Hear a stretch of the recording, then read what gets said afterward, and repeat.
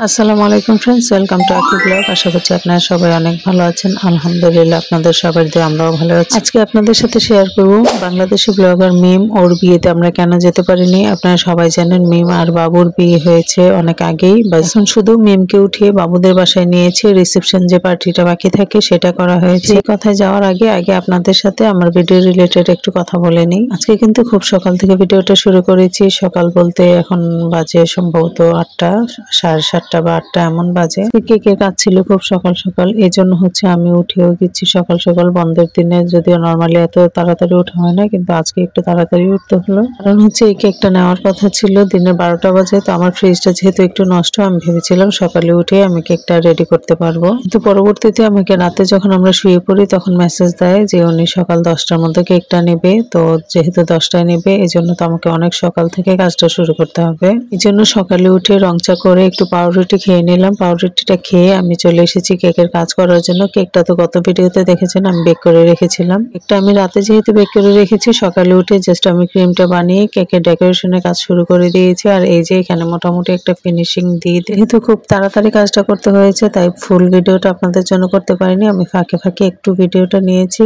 এখন আমি বাকি ফিনিশিংটা দিয়ে কেকটা একদম ফুললি ডেকোরেশন করে নেব, করে আবার আপনাদেরকে দেখাবো কতটুকু কি হয়। এই কেকের কাজটা কিন্তু আমার অনেক পছন্দের একটা কাজ, আমার প্রিয় একটা কাজ। যে কাজটা করে আমি নিজেও আনন্দ পাই, আমার করতেও খুব ভালো লাগে। আমি একটা উৎসাহর সঙ্গে এই কাজটা করি, তাই সবসময় চেষ্টা করি একটু কষ্ট হলেও এই কাজটা আমি সুন্দর মতো ঠিকঠাক করার জন্য আমার যতটুকু সাথে আসে সেই অনুযায়ী আমি কাজটা করি। যে এই কাজের পিছনে আপনার অনেক পরিশ্রম থাকবে, সেটার প্রতি কিন্তু মায়াও বেশি থাকবে। এই কাজটা আমি একা একা যেহেতু শিখেছি, কারো কাছে কোনো রকমের কোনো টিপস ছাড়াই, কারো কাছে কোনোভাবে না গিয়ে নিজে নিজে দেখে দেখে যতটুকু অনলাইনে দেখে শিখেছি, এমনকি প্রত্যেকটা ডিজাইন আমি নিজে থেকে দেখে দেখে শিখেছি। জাস্ট একটা ছবি দেখি, সেটা দেখে আমার যতটুকু সম্ভব আমি করার চেষ্টা করি।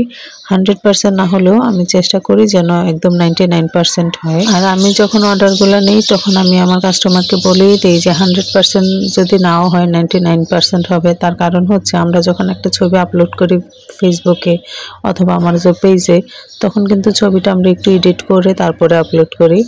আর যখন ছবিটা তুলি তখন কিন্তু অনেক লাইটিংয়ের ব্যাপার থাকে। তো যেহেতু আমি সেইভাবে কোনো লাইটিং দেওয়া ছবি তুলি না, আমার ঘরে তেমন কোনো সুন্দর জায়গাও নেই যেখানে আমি সুন্দর করে ছবি তুলতে পারবো, তারপরেও চেষ্টা করি যতটুকু সুন্দর করা যায় সেইভাবে ছবিগুলো তোলার। তো আমার মতো তো আর সবাই না, অনেকে অনেক রকমের এডিট করে অনেক লাইটিংয়ের মধ্যে ছবিগুলো দেয়। যখন কাস্টমার একটা ছবি দিয়ে বলে এই ছবিটার মতো একদম সেম টু সেম হইতে হবে, তখনই আমি আমার কাস্টমারকে বলি যে 100% হবে না, তবে 99% হবে। এখন কাস্টমার বুঝিয়ে আমাকে সেইভাবে অর্ডারগুলো দেয়। আর যারা না বুঝে তাদেরকে বুঝিয়ে বলি যে আসলে ছবিগুলো এইভাবে আপলোড করা হয়, দেখতে যেমন আসলে কিন্তু সেম টু সেম ছবির মতো থাকে না। লাইটিংটা একটু বেশি থাকার কারণে ছবিতে একটু বেশি সুন্দর লাগে। তারপর তো ঘরের কাজগুলো, কেকের কাজটা শেষ করে ঘরে দেখলেন কত ময়লা হাঁড়ি পাতিল আছে, ওইগুলো সবকিছু ধুয়ে নিয়েছি। অবশ্যই এর মাঝখানে নাস্তাও করে নিয়েছিলাম। আমি কেকটা ফুললি রেডি করে ফ্রিজে রেখে নাস্তা করেছি। তারপরে কেকটা নিতে এসেছে, কেকটা দিয়ে তারপর হচ্ছে বাসায় এসে যে টেবিলের উপরে কত ময়লা হাঁড়ি পাতিল দেখলেন, ওইগুলো ধুয়ে নিলাম। ওই সব কিছু ধুয়ে তারপর হচ্ছে দুপুরে খাওয়া দাওয়া করে আমরা সন্ধ্যায় এখন যাচ্ছি আপার বাসায়। সন্ধ্যায় আপার বাসায় যাচ্ছি, অনেক দিন হলো আপার বাসায় যাওয়া হয় না, আপাও তেমন আসে না, আমিও যাওয়ার সময় পাই না, এই জন্য ভাবলাম আজকে যাই। আপার বাসায় গিয়ে কি কি করি, নাতির সাথে সবার সাথে কি কি খাই, সব কিছুই দেখতে পাবেন আজকের ভিডিওতে।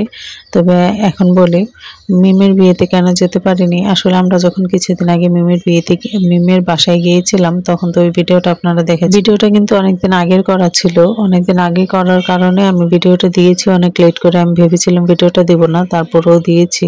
গিয়ে তো ওখানে তানজিলাকেও পেয়েছিলাম, তানজিলার সঙ্গে টুকটাক একটু কথা হয়েছে। আর বাবু মিমের সঙ্গে বসে তো পুরোটা সময় জুড়ে অনেক কথা বলেছি, অনেক আড্ডা দিয়েছি। তখন ওদের বিয়ে নিয়ে বেশ অনেক কথা হচ্ছিল। তখনই বলেছিলাম যদি ঢাকায় বিয়েটা হতো তখন কিন্তু আমি যেতে পারতাম। ওদেরকে বলেছিলাম, ওরা বলছিল যে গ্রামে হবে বিয়ে, তখন বলেছিল যাওয়ার জন্য। তো বলেছিলাম যে যদি ঢাকায় হয় তাহলে অবশ্যই আমি যেতাম, কিন্তু গ্রামে তো আর যাওয়া সম্ভব না। তারপরও যখন ওরা ঢাকায় আসবে তখন কিন্তু যেতে চেয়েছিলাম আমি, তো নিজের আর্থিক অবস্থা এতটাই দুর্বল চলছে, এই জন্য আর যাওয়ার সাহস করতে পারিনি। তো যাই হোক ব্যাপার না, ওরা যেহেতু ঢাকায় আসবে তারপর কোনো এক সময় করে যাব, ওদের জন্য কিছু একটা নিয়ে যাব, যেটাই হোক সেটা 5-10 টাকার একটা চকলেট হলেও ওদের জন্য নিয়ে যাব। আর তখন গিয়ে ওদের সঙ্গে কি করব সেটা তো সবকিছু আপনাদের সঙ্গে শেয়ার করব ভিডিওর আকারে। কিন্তু এই ফার্স্ট কোনো ইউটিউবারের বাসায় গিয়েছি বা যাব ভবিষ্যতে, তো এমন অনেক বড় ইউটিউবার আছে যাদের সঙ্গে আমার মোটামুটি অনেক কথা হয়েছে বা অনেক দিন অনেক কথা হয়েছে। তো তাদের মধ্যে আসলে তেমন কারোর সাথে যোগাযোগ এখন নাই, কারণ যখন বড় ইউটিউবার হয়ে যায় ওরা কিন্তু কেউ কারোর সঙ্গে যোগাযোগ রাখতে চায় না অথবা কথা বলতে চায় না।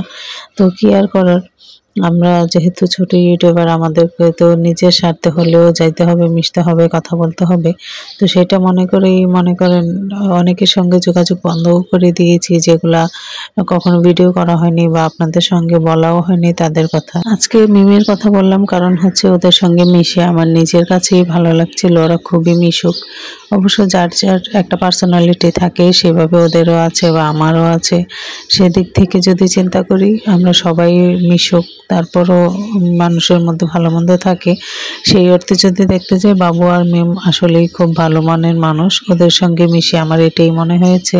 তো ভবিষ্যতে যখন ওদের বাসায় যাব, ওদের সঙ্গে আরো কথা বলবো, তখন বাকি সব কিছু আপনাদের সঙ্গে শেয়ার করব।